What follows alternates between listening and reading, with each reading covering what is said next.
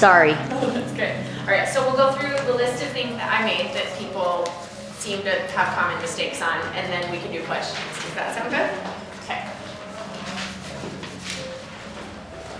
Okay, Mom said that this wasn't focused. Is it focused to anybody else?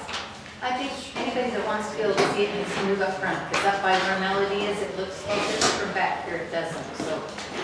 It's good enough. You guys know what my music staff is. Yeah. Okay. Okay. Now let me just make sure that that keeps facing the way it's supposed to. Okay, so I wanted to quickly go over auto invoicing. That's the most common mistake. So I'm going to click this first kid, set up auto. Oh wait, gotta go to families and invoices.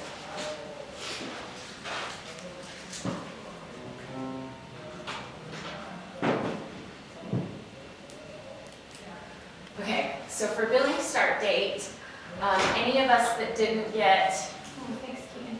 Any of us that didn't get our auto invoices set up for October 1st, some of us had to go back and do it after the fact. You'll want to do those steps sometime before November 1st, like we should have done before October 1st. Does that make sense?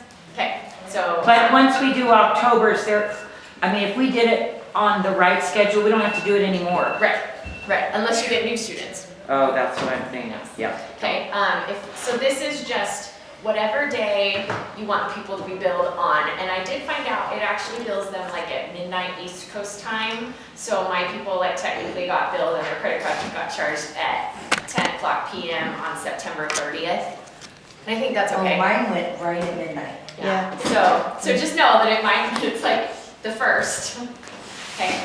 So if you are doing the rest of the invoice lessons that are upcoming, means anything after the 1st. If you made this date say the 2nd, it would go through November 2nd to December 2nd.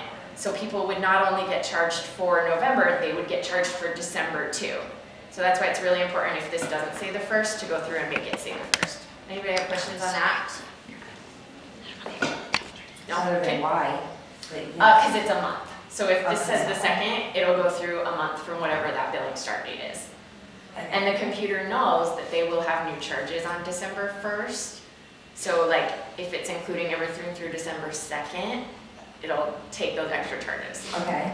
Okay, so if anybody, just make it say the 1st, that's the most important thing. If you want people, like say you have a kid join late after everybody's paid for October, then you would make this say whatever date they joined. Like I had a kid join today, so I would put in October 1st. And now I want to invoice lessons that have already happened. So like I want the kid that joins next week to be charged for October, not November. So that's why I changed this for that kid. That's what invoice lessons that have already happened means. And then these 3 boxes down at the very bottom, you always want to include previous balance and payments. If you don't check that box and somebody, let's say they paid you $40 in September, and then they want to be invoiced for something in October, if you don't include their previous balance and payments, it'll charge them for September too. So including payments and balance takes into account what they've already paid you. But it doesn't show them. Oh, it does? Yeah, it will. See, I had people email me saying, I paid you for, and I had already put it in. Mm-hmm. And they said the email that came back to me didn't have their previous. Oh, it might not. It doesn't CC to you what they get. No, but they forwarded it to you. Yeah, it was forwarded from their email. It might not if you did it the right way. It's just if you're invoicing somebody that's already happened, so you're going backwards, it'll go all the way backwards for all the lessons that have already Okay, happened, like but September and October. you get the email, but you don't get the invoice. Right. So we don't get to see their invoice. You can see invoice, all you have to do is go up and. Well, you just go to click on View invoices, invoice, and then you see the invoice right there on their account. So yeah. Some of my parents were. I learned that the stuff hard and way. I just had to explain to them, it shows, this is what you need to pay, but then also what your balance is due, because I mess up a couple times. Yeah, so where I gave probably- them the October, the $40, and I was like, actually, no, that's upcoming, don't worry about that, just disregard my mess up and just pay what it says. Yeah, so it'll show September $40, October $40, but then if it's November, it'll only show them owing 40.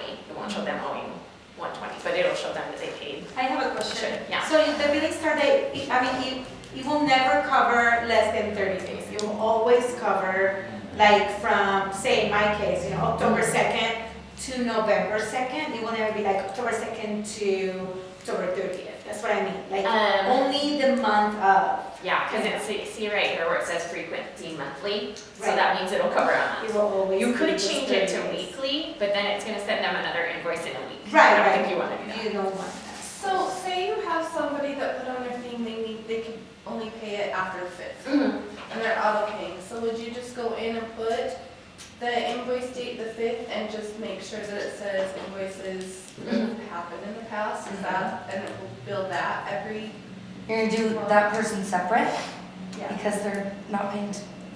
Tell them to bring a check. right. Yeah, no, you can do Can't they that. click pay on Fit? Or pay online, but they just. Not for Yeah, or auto pay. pay online. They have to click right Push then? the button on auto, if they signed up for auto Sign pay, up they with your get charged bank. when you send them the Auto, invoice. sign up with your bank. Oh. bill If they just get payment. an invoice, they can pay it whenever they want to, Right, but for so auto it's pay, auto yeah, pay, you so do it that's this way. how you set up. Mhm. Okay, so just these 3 boxes, you always want to check the first one and the third one, you want to leave the second one unchecked. So it says $0 invoices. If you do check that one, it's gonna send people invoices that don't owe you any money. So leave the middle one unchecked. Right. Yeah? See, yeah, they didn't owe me any money and the lady's like, well, did you get that cash I gave you? I'm like, yeah, I did. So did it say that they didn't owe any money? Or did it say Oh, I they don't owed you? know. I don't know. I'm She wondering sent if me an you email asked back them to saying I check already paid you for October. I bet that that somehow got checked, is my guess. Oh, So make sure that middle box stays unchecked, okay. okay? Any questions on that? What's the contents and the other format? Just because I'm curious. I think it's just with the way the invoice shows up. Like, I just left it No as more normal. questions. I haven't experimented with it, so. But maybe it doesn't get, okay, so we went over adding, so that's how to invoice a late student. For how to add a late student, I just wanted to quickly do that. Let's pretend that Cami Adamson just barely joined. So you added her student information. Next, you're gonna go and put her in the calendar. Let's pretend she joined my Monday 3:15 class. Click on the class, click edit. And then you would just click here and add her to the group. Do the first of the month, even if they joined on the 3rd week. If they're paying you for October, put them on the 1st week in October. So for Yeah, you pick group, and then you go to the bottom, right, and you hit the very bottom. and then Yeah, you future save events. Future events. Yep. Just like So you before. entered them in the student, you put them on the calendar. The only other thing to do for adding late students is add their, anybody? The annual material Annual fee. materials fee.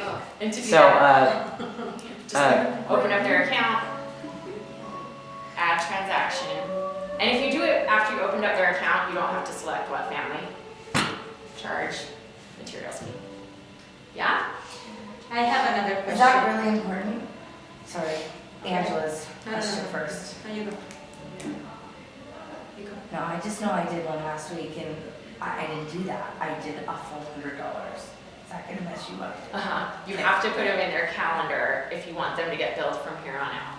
So you that's can't- where you the can't $40 just- So I- comes from. Okay, even if I put them in my calendar, Then they'll have 2. I did a charge $100 And put them, $100. yeah, charge 50, put them in your calendar on the 1st of the month, the calendar will charge the other 40. Okay. Automatically.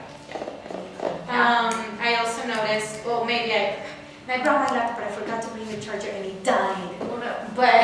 But I don't know if when they are in auto pay, it should show 40 to 50, right? Yes. Because I saw it only showed 40. Yeah, it'll So show if it that only showed 40, what am I missing? you're not missing anything. Oh, If they're on okay, auto that's- pay, it will show that they owe you $40. It'll automatically add the convenience fee, like this person is an auto pay person. So it just, when they go ahead and pay it, it automatically adds it. That's it, And then okay. they pay you $42.50. I see. But it's okay if it only shows 40. Okay. Because we get our PayPal and it says $42.50, which is, Right. yahoo, we're making money. Okay, so that's how to add late students. Any questions on that? So basically, the way we put them in before, Yeah. the way you It's put it just before. making them auto invoicing Mhm. as well and putting them in the calendar. Okay. Okay, but make sure you start them in October or November, not way back in September. Right. Okay, deleting students is one that I've had a lot of questions on.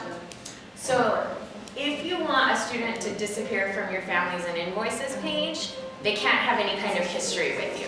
Okay, this is really important, you guys. Say it again, say it again. If you want a student to disappear from your families and invoices page, then you have to delete all the history they had with you. So let's say I had a kid that like turned in the registration paper on the first week, she came the second week but didn't pay, and then the third week she told me she was dropping out.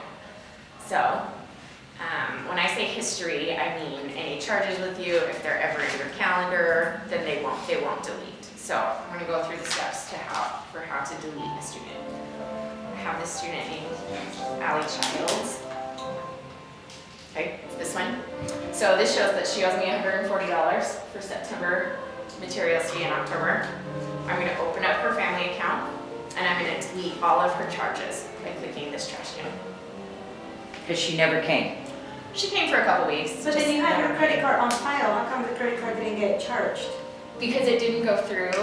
And then when I emailed her to say, hey, let's work this out, it was like, oh, actually, it's not gonna work with our schedule. Oh, interesting. So, And can I just tell everybody, because I had a teacher ask me, it is common, people, that people do drop out after 4 or 5 weeks. they do. It blows my mind, but please don't take that personally. It happens all the time.